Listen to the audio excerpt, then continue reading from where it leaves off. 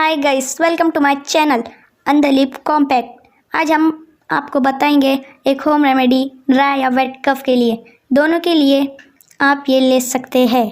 उसके लिए हमको चाहिए नमक,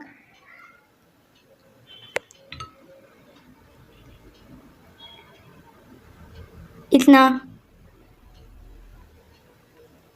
और कलौंजी इतनी, हल्दी हम लेंगे इतनी, और फिर शहद इतना,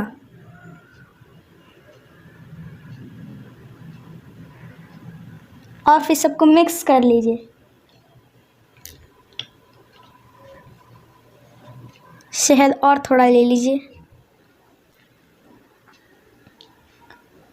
और फिर सबको मिक्स कर लीजिए।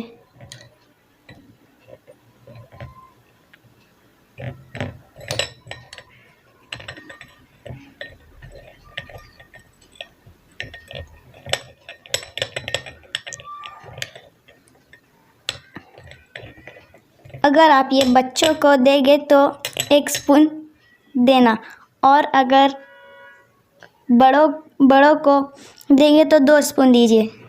दो 3 दिन 2 टाइम लीजिए।